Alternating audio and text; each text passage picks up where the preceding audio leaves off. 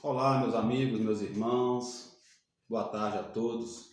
Estamos aí iniciando mais um estudo, nosso do Evangelho, em que paramos semanalmente para conversarmos um pouquinho a respeito dos ensinamentos de nosso Senhor Jesus Cristo, tentando aprender com esses ensinamentos, facilitando um pouco o nosso caminhar, Essa reunião sempre gosto de frisar, até porque pode ser que alguém esteja vendo esse vídeo pela primeira vez. É uma reunião que faz parte da Casa Espírita do Chapoprevot Caiana, que é realizada todas as terças-feiras, mas em função da pandemia nós começamos a gravar esses vídeos, conversando um pouquinho, falando um pouquinho da doutrina espírita, tendo como base o Evangelho. Como o time que está ganhando não se mexe, estamos aqui mais uma vez na casa da Dona Ana Barbosa, que sempre me recebe com muito carinho, para poder continuar dentro daquela proposta de conversarmos um pouquinho sobre o Evangelho e que esse bate-papo nosso aqui possa ajudar alguém, seja encarnado ou desencarnado, na sua vida e no seu caminhar, Dá boas-vindas ao pessoal, Dona Ana. Boa noite, irmãos e irmãs de caminhadas. Que possamos nessa noite estar mais atentos à fala do Evangelho, porque Jesus disse que onde estivesse 2 ou mais pessoas reunidas em teu nome, ali estaria um dos teus enviados. E que possamos ter a presença desses nossos enviados, que Jesus permite estar conosco. Então vamos estudar, estarmos bem atentos, para que possamos, no término desse estudo, termos aprendido um pouco mais e colocarmos em prática os ensinamentos do Cristo. Essa é a proposta da doutrina espírita. Sejam todos bem-vindos e vamos ao estudo, Vou chegar para trás um pouquinho aqui. Vou pegar um pouco mais. Antes de começar o estudo, eu queria fazer um agradecimento muito especial à Dona Rosi, A Dona Rosi, talvez quem esteja apenas ouvindo esse vídeo e não participa do grupo, porque esse vídeo é postado num grupo do WhatsApp, mas como é um vídeo que é colocado no YouTube, alguém pode estar ouvindo o vídeo e não faz parte do grupo do WhatsApp, Esse estudo nosso ele é feito nas obras de Emmanuel. Estamos estudando os textos que Emmanuel comenta a respeito do Evangelho de Lucas, E no grupo do WhatsApp, toda semana é postado esse texto, um áudio de um desses textos nossos de estudo. E tem uma companheira nossa chamada Dona Rosi, que toda semana, desde que começou o estudo, ela sempre me manda na véspera do estudo o áudio, com muito carinho, com muito zelo, lendo para a gente o texto. Parece um trabalho muito simples, Mas eu acho que a construção do reino de Deus se faz nessas pequenas coisas, Dona Ana. São coisas que não aparecem tanto, mas tem um significado gigantesco. Então fica aqui meu carinho e minha gratidão, Dona Rosi. Estendendo aí as palavras do Juliano, nós também queremos agradecer, porque Jesus, todo o trabalho de Jesus, ele não pede para nós grandes trabalhos, Ele espera de nós os pequenos trabalhos. E o trabalho da Rosi, que o Juliano chama de Dona, mas eu já, é Rosi, e foi muito importante durante todo esse tempo. Olha o compromisso que ela teve para com o trabalho. Não é para com o Juliano, não é para com o grupo. Com o trabalho. Ela assumiu um compromisso com Jesus. Então, é um trabalho aparentemente pequeno, mas enorme aos olhos de Jesus, pelo compromisso e pela responsabilidade, Vou confessar um negócio aqui. Algumas vezes, teve algumas terças-feiras ou segundas-feiras, que estava preparando o estudo, me dava um desânimo, Às vezes é porque bate o desânimo, às vezes você não estava bem para poder estudar, falava, poxa vida, acho que vou parar com isso. Várias vezes aconteceu quando eu estava pensando assim, chegar ao auge da Dona Rosi, eu falei, opa, isso aqui é uma resposta direta da espiritualidade, deixa eu trabalhar, deixa eu estudar, porque a parte dela já fez, Então fica aqui, Dona Rosi, um beijo no seu coração, obrigado por tudo, tá? Mas vamos ao estudo. Bom, meus irmãos, hoje vamos estudar o texto Para e Pensa, Para e Pensa, do Emmanuel, né? Que está no Livro da Esperança, o capítulo 57 do Livro da Esperança, Para e Pensa, que é vinculado a um versículo que está lá em Lucas 12:48.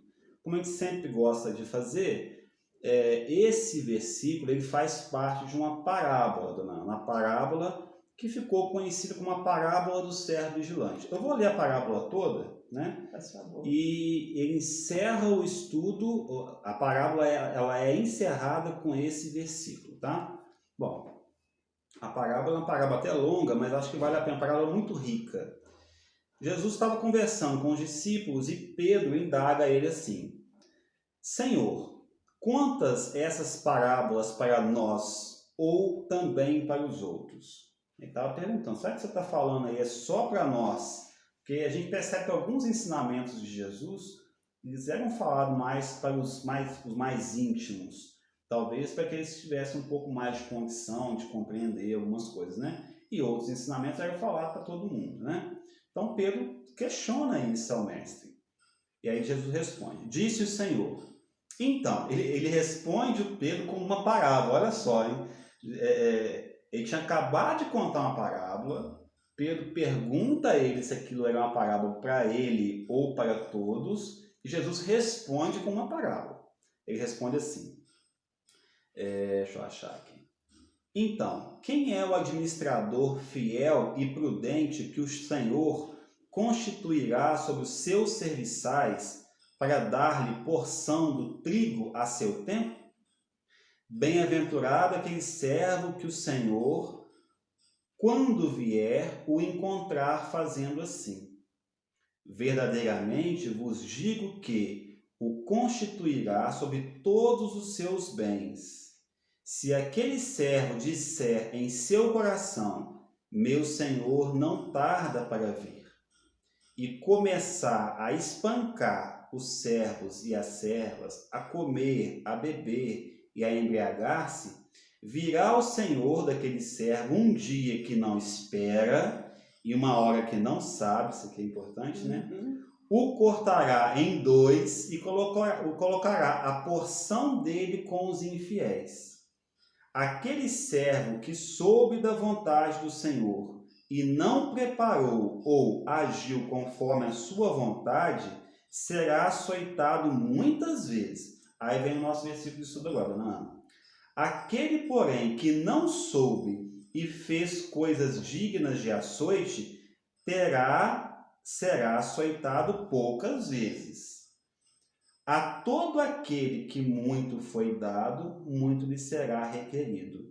E ao que muito foi confiado, ainda mais lhe será pedido, que é o nosso versículo de estudo, né?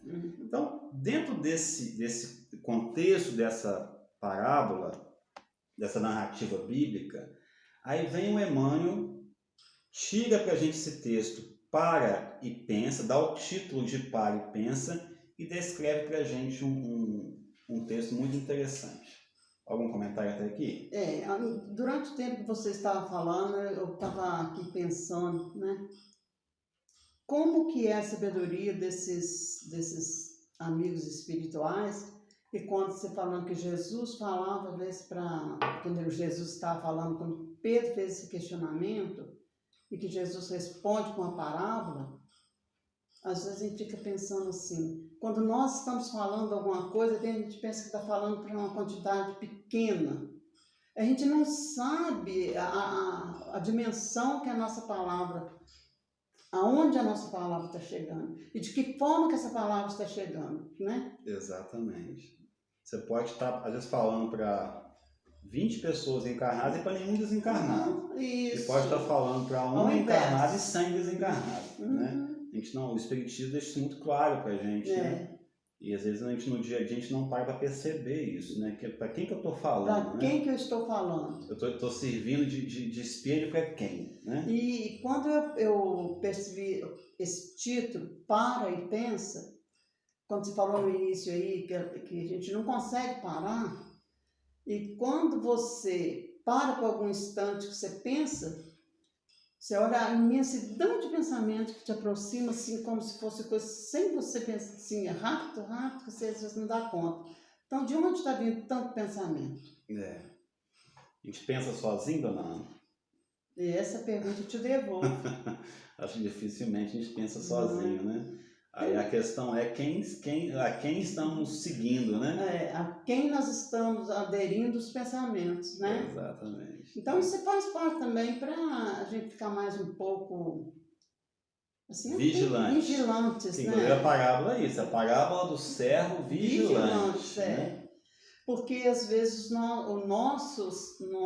aquele que nos auxilia, nos deixou assim essa oportunidade de sermos esse servo. Ele, como se ele tivesse afastado por alguns instantes e falou: está nas suas mãos, então toma conta daquilo que eu estou te confiando. Exatamente. Né? Nós vamos entrar muito nisso aí. Vamos lá, olha só. Deixa eu ver o que eu anotei aqui. Em relação ao título, eu anotei na minha reflexão aqui, eu vejo que a parábola, ela fala de uma situação que era comum, estava até conversando com a dona Ana aqui antes do estudo, que era comum naquela época, as pessoas, os servos, os patrões, né, digamos assim, eles, quando eram convidados para uma determinada festa, uma bodas, era comum que eles ficassem, às vezes, mais de um dia lá. E era importante que ele deixasse alguém responsável pelos seus bens, pelo seu patrimônio, pela sua propriedade, enfim. Então, sempre tinha algum servo. Então, Jesus sempre se utilizava dessas passagens bem comuns, porque eram comum isso, todo mundo conhecia isso, todo mundo sabia que quando havia uma festa, alguém, se o patrão fosse para a festa, alguém tinha que ficar responsável. E está me ocorrendo aqui agora o seguinte, eu lembro que Jesus, alguns historiadores, tratam que, para o povo romano na época, Jesus se apresentou, inclusive ele foi crucificado por isso, entre outras coisas, Jesus se apresentou como um anarquista, como um rebelde. Mas, na verdade, pensa bem, Jesus não contava uma parábola para e pensa. Jesus não contava uma parábola dessa, falando assim, não, você tem que quebrar tudo, pegar tudo do seu patrão. Não, ele fala, você tem que tomar conta das coisas do seu patrão. Né? E Jesus, naquela época, ele estava falando ali, na sua maioria, era para patrões ou era para servos? Quem era a maior parte? Tinha os dois no corpo do Cristo, quem ouvia Jesus. Mas na sua maioria, os servos é que acompanhavam Jesus. Então eu fico imaginando os servos ouvindo uma parábola dessa. Poxa vida, ele podia estar falando para eu pegar o que eu quisesse, né? Quebrar tudo. Não, ele falava assim, cuida, porque você não sabe o dia que seu patrão vai voltar. Né? Então Jesus, assim, até porque, como espírito puro que ele sabia que essas relações servo e patrão são relações transitórias. Quando desencarnou, acabou aquilo tudo, uma outra oportunidade, você vai vir como patrão. Então é como se ele dissesse assim, entre outras palavras para os seus discípulos, se você está na condição hoje de servo, aproveite essa condição. E seja fiel. E seja fiel ao seu patrão. Ao seu patrão, né? Então é uma palavra muito rica, né, Ana? Isso.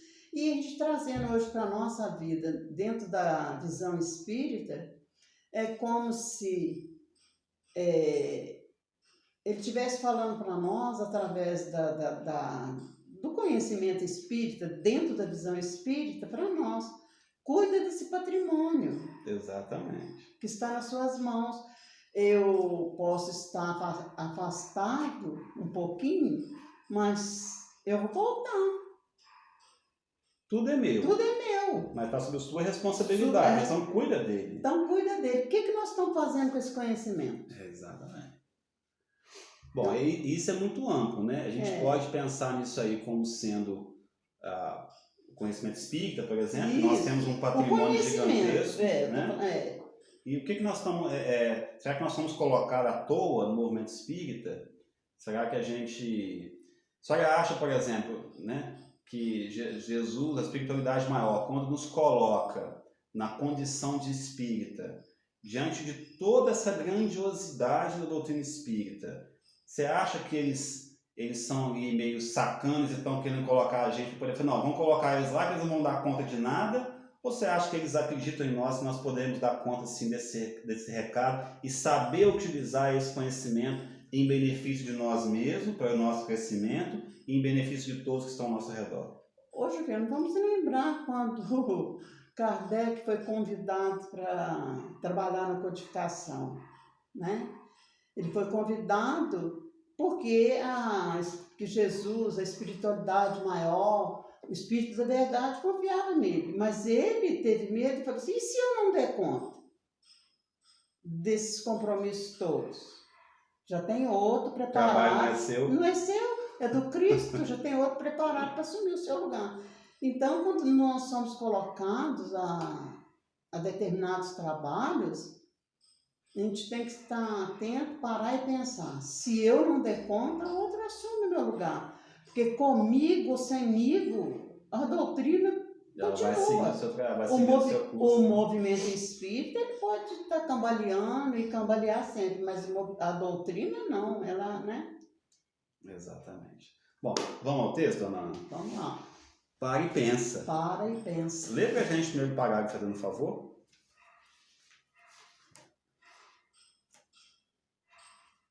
Meus irmãos, vamos então dar início ao texto. Para e pensa. Se a perturbação, porventura gritante, cuja porta não te entregues aos pensamentos desordenados, que aflições e temores te surgiram à alma. Para e pensa. A gente conversava aqui antes, né, dona Ana, que se a perturbação por ventania gritante ruge a porta, essa perturbação na ventania gritante, nesse mundo que a gente vive, isso vai existir. Não tem como a gente imaginar que nós vamos ter uma vida sem perturbações, não é? Então, quando Cristo... aí volta ao que você acabou de dizer anteriormente em relação à doutrina espírita. Se nós somos colocados diante de uma situação complicada, que nos perturba, que nos tira da nossa zona de conforto, né? Nosso eixo ali, é porque eu já tenho condições de parar e pensar. Porque se o Cristo não nos colocaria, volta no mesmo assunto, né? Não nos colocaria numa situação em que nós não tivéssemos condições de dar conta dela. Até porque Deus só coloca nos nossos ombros aquilo que a gente aguenta. Exatamente. Né? Carregar. Então ele não vai dar um trabalho, não vai dar algo para nós, que ele sabe que nós vamos fracassar. Falava com ela aqui mais cedo, que eu tenho 2 filhas, né? Em forma alguma vou pedir uma situação às minhas filhas que eu sei que elas não consigam me atender, né? Uhum. Só que nós, muitas vezes, com o nosso pensamento, que o texto fala de parar e pensar. Inclusive o texto da Ambrosa da semana passada falou sobre pensamento e forma. Ela citou até uma frase bacana dizendo que o pensamento cria a vida, né? Então, assim, se nós já temos condições de pensar um pensamento contínuo, que é o que nos difere dos animais, por exemplo, André Luiz, acho que é no livro Evolução em Dois Mundos, ele fala que os animais, existem alguns animais que já estão mais evoluídos, que é o caso, acho que dos cachorros, dos macacos, ele cita lá, né, um recorte, se eu não me engano é a Evolução em Dois Mundos. Ele fala que os animais já pensam, só que os animais eles têm um pensamento fragmentado, ele é interrompido, eles não têm uma linha de raciocínio. O que difere o ser humano dos animais, dentro dessa linha evolutiva, tem até uma frase, né? O homem, acho que é de Leon Denis, né? Leon Denis. Como é que é a frase? Você sabe? O homem dorme Acho que ele dorme no mineral. Sonha no vegetal, Desse. acorda no animal e vive no hominal. Algo assim, de Leon Denis, não é? Leon Denis. Pois é, então dentro dessa linha evolutiva, que não dá para entrar nisso, até porque eu não entendo muito bem como é que funciona essa linha, mas enfim, a informação que a gente tem, que a gente passa por isso aí, enquanto consciências, né? O que nos difere dos animais é a nossa capacidade. Os animais, o pensamento deles já é fragmentado.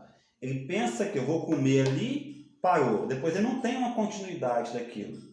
Nós aprendemos a pensar continuamente. Só que o nosso pensamento se transforma numa locomotiva sem freio. O que o Emmanuel está nos convidando aqui é frear essa locomotiva, parar e pensar. Ou seja, é fazer, como é que eu vou explicar? É conseguir fragmentar o pensamento, como é dos animais, porém conscientes. Eu vou interromper meu pensamento daquela hora, porque eu quero interromper, e não ser conduzido pelo próprio pensamento. Nós, na maioria das vezes, nós somos conduzidos pelo pensamento, e nós temos que ser o espírito que conduz o pensamento. É porque quando a gente não para e pensa, é como se a gente pensasse que nós temos um espírito, nós somos o corpo que tem um espírito, e é o contrário. É o contrário. É o contrário, quando a gente vai despertando que nós somos um espírito, que temos um corpo, a última palavra é a nossa, do espírito. Então, o meu pensamento, o último pensamento tem que ser meu, eu espírito, né? Eu corpo. Nós que precisamos ser o Senhor do nosso pensamento, de tudo. Né? Senão nós vamos ser esse carro sem freio que você falou aí. Então eu vejo que sem direção. Sem direção. Ele está nos convidando a esse parar consciente. Isso. Né? Como parar, não vamos falar mais no final do texto. Eu acho que o Emmanuel dá alguma dica de como parar, como exercitar esse parar. Pode falar que eu te cortei. Não cortou não, então... Porque eu já ia continuar falando nesse para e pensa aqui, mas aí a gente tem mais no final. Tem no final, nós vamos ver a questão de como parar. Agora, dona Ana, nesses próximos parágrafos, o Emmanuel vem, deixa eu ver o tempo ali, não dá tempo.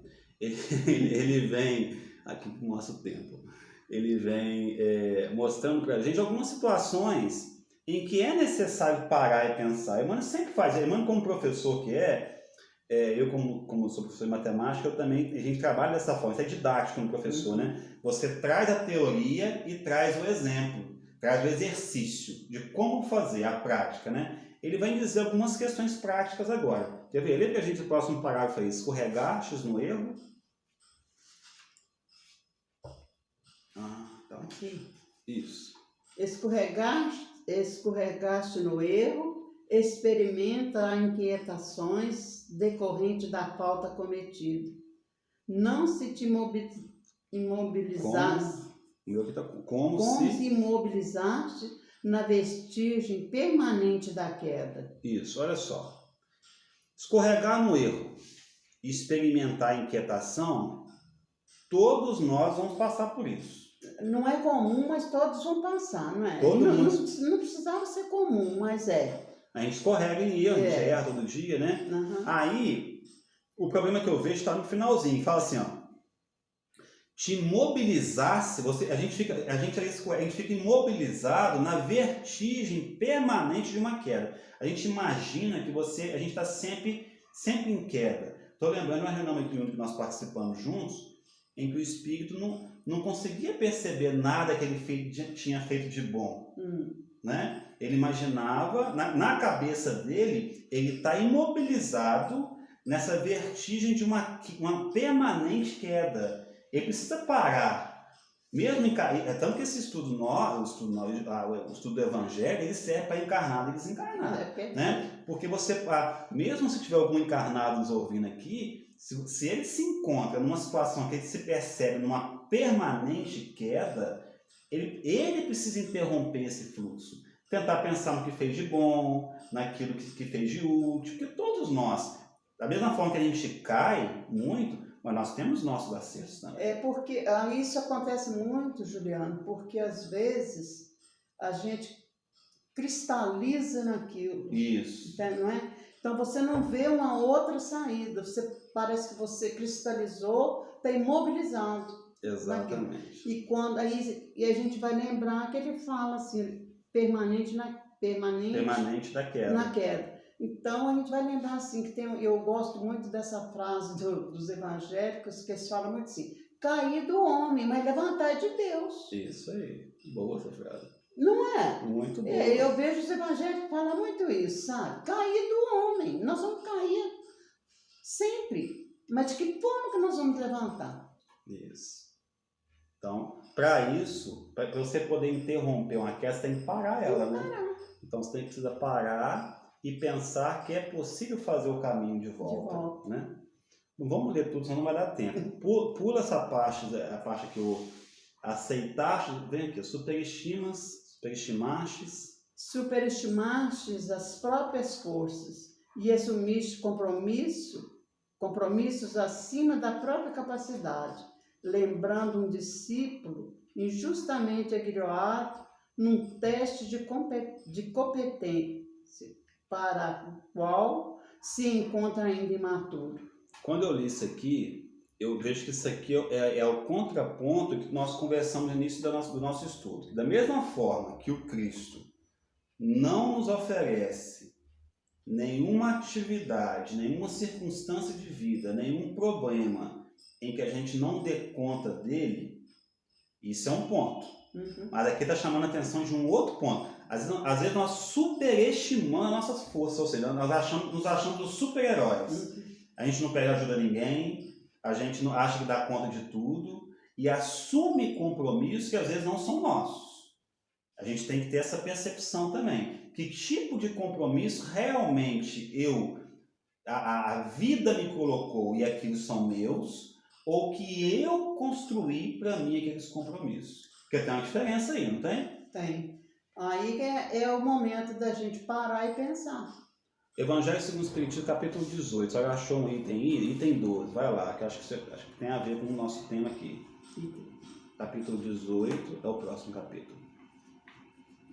A gente conversa antes aqui, pessoal, e vai costurando o estudo, né? Para facilitar na hora, senão fica fica confuso. É isso aí. Item 12. Vou marcar. Aí, ó. Lê para nós isso aí. Eu acho que isso aí tem a ver com o que nós acabamos de conversar. Isso. Né? Aquele, pois, que não se aproveita para o seu adiantamento, que as admira como coisas interessantes e curiosas, sem que o seu coração por ela, que não é nem menos bom, nem menos orgulhoso, nem menos egoísta, nem menos apegado aos bens materiais, nem melhor para o seu próximo, é tanto mais culpado quanto tenha maiores meios de conhecer a verdade. Esse texto que a dona Ana leu, meus irmãos, está no capítulo 18, tem muito a ver com esse estudo nosso, cujo título é Muitos Chamados e Poucos Escolhidos, né? Em que Kardec traz vários textos, e entre os textos que ele traz exatamente essa passagem bíblica que nós estamos estudando, lá no item 10, muito se pedirá aquele que muito recebeu, né? Que é o que nós estamos estudando aqui. Então, o que a dona Ana leu para nós, eu acho que está vinculado a essa questão da nossa responsabilidade. Quando a gente encontra situações de vida, circunstâncias que te apresentam, que você não construiu aquilo, tenha certeza, Deus só permite aquilo para o seu adiantamento e Ele sabe que você dá conta daquilo. A gente não pode usar uma porta falsa, por exemplo, do suicídio ou do desespero, porque Deus sabe que a gente dá conta daquilo. Existem algumas circunstâncias, aí entra no texto que você acabou de ler, em que nós que criamos aquela responsabilidade para nós. Então, o caminho qual que é? É desfazer. Se aquilo não é um compromisso meu, tenha a humildade de desfazer. Dá um passo para trás, porque foi um passo que você deu sem o aval do Cristo, digamos assim, né? Reconhecer que você viu que o sinal estava fechado, é a mesma coisa um motorista que está viajando e está numa rua que o sinal está fechado, mas você olha e fala assim, mas dá para não passar, o sinal fechado. Aí, né? Exatamente. Aí vai ter que parar e pensar e dar um passo atrás e vai ser multado, né? Pela sua imprudência, pela coisa. Aí reclama, né? Exatamente. Então, o caminho, a trajetória, nós somos amparados. Quando a gente resolve atravessar o sinal, eu achei fantástico essa comparação sua. Quando você resolve avançar o sinal, o compromisso é seu, né? Então, você fala, volta atrás, né? E refaz a sua trajetória. Então, acho que tem muita gente que isso que nós acabamos de ler aí, né? Já está dando nosso tempo, vamos ter que adiantar. Vamos lá para o penúltimo parágrafo agora. Entretanto, Vê se acha aí. Lá embaixo. Não, só marcou. Entretanto, recuperação e paz em nós reclama conhecimento de dever a cumprir. Pode ler o último também, fazendo um favor. À vista disso, se desatino dessa ou daquela procedência te visita a alma, entra em ti mesmo, acende a luz da prece, reexaminando atitudes e reconsiderando problemas, entendendo que a renovação somente será verdadeira renovação para o bem, não à custa de compreensões exteriores, mas se projetarmos o altear da vida, o fio do próprio pensamento, intimamente reajustado e emendado por nós. Emmanuel escreve bonito demais, né? E bota a gente ler feio demais também. Nada disso, não. Então, olha só, vamos lá. Esses dois últimos parágrafos, nosso título é Para e Pensa. Eu acho que pensar não é difícil para a gente, não. Nossa dificuldade está mais em parar. Né? Essas duas ações, porque o parar também é uma ação. A senhora falou aqui, não repetiu. O parar é uma ação, não é uma o quê? Reação. Ela falou isso comigo antes de começar o estudo aqui. Realmente, o parar é uma ação. O problema é que a gente reage. O reagir faz parte apenas do pensamento. A gente podia trabalhar da seguinte forma. O parar é uma decisão consciente do espírito. O pensamento que ele vai ter posterior a esse parar depende dele. Quando a gente não para, a gente corre muito mais risco de reagir do que se a gente parasse e pensasse melhor. É o tal do encher a boca d'água, né? Contar até 10, não é isso? É o que acontece muito com a gente no nosso dia a dia, Juliano. Nós somos muito de reagir, nós não somos de agir. Exatamente. É porque nós ainda agimos muito pelo instinto, a gente não pensa nas consequências. O Juliano Jacaré, o Juliano Elefante, fala muito alto ainda, né? A gente não pensa. E quando a gente para e pensa, a gente sabe que aonde nós estivermos, nós estamos rodeados de testemunhos, né? Eu estou pensando aqui o seguinte, estou parando aqui pensando, vamos pegar situações bem práticas do dia a dia. Às vezes você está na rua e é defrontado com uma determinada situação que te pede uma coisa ou te acusa de alguma coisa, assim, uma situação da vida qualquer em que você precisa tomar uma decisão ali naquele momento. Então, nem sempre você consegue parar, porque o Emmanuel fala aqui, existem formas de parar. Se tiver uma situação que você consegue parar e se recolher um pouquinho, recolher a prece, ele fala, né, quando ele fala assim, entre em ti mesmo e acende a luz da prece, reexaminando atitudes e reconsiderando problemas. Então, às vezes, quando a gente tem tempo, quando é uma coisa maior na vida da gente, normalmente a gente tem tempo de parar e analisar. Será que reequilibrar um problema, será que essa situação não é melhor eu agir por aqui? E aí ele nos dá as dicas aqui. Para fazer isso com sobriedade e prudência, entra para dentro de ti mesmo e recorre à prece, porque a orientação vai vir. De alguma forma ela vai vir. Mas tem circunstâncias que a gente é defrontado, você precisa dar uma resposta naquela hora ali. E aí eu fiquei pensando assim, como reagir? De que forma reagir? Como agir. Como agir, exatamente. Porque reagir, nós reagimos.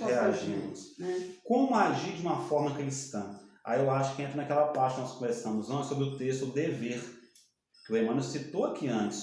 Entretanto, a recuperação e a paz em nós reclama com esse reconhecimento de dever cumprir. Qual é esse dever? Lê para nós o Evangelho segundo o Espiritismo. O que o Emmanuel fala do dever? Volta um pouquinho. Capítulo está na página 227 do seu. O meu está em outra página aqui. A história marcou sobre o dever. 227. Volta mais um pouquinho.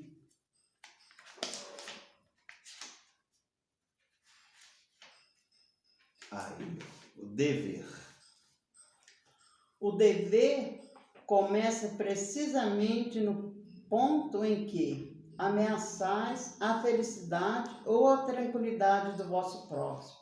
Termina no limite de que não gostaria de ver ultrapassado em relação a vós mesmo. Eu acho que essa é a regra de conduta. Não é? Né? Então, se eu estou numa situação que eu não tenho tempo de parar, recolher na prece e refletir sobre qual atitude tomar, acho que esse aí é o nosso porto seguro. É só a gente parar e pensar, eu não vou fazer com o outro que eu não gostaria que ele fizesse comigo. Pronto. Não é verdade? Fechou, viola. Fechou. Meus irmãos, esse é o nosso estudo, dona Ana. O que ficou faltando falar?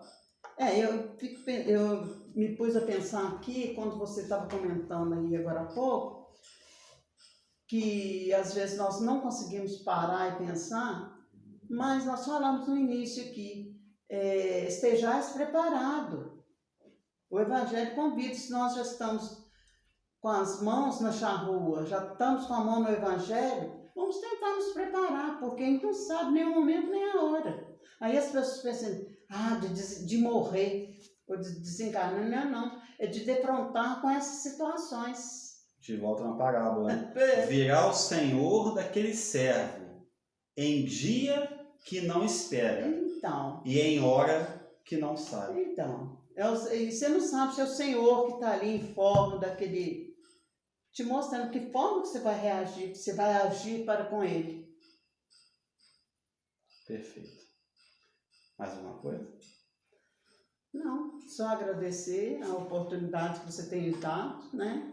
Não, eu que agradeço muito. De poder estar falando um pouquinho, né? Do Evangelho.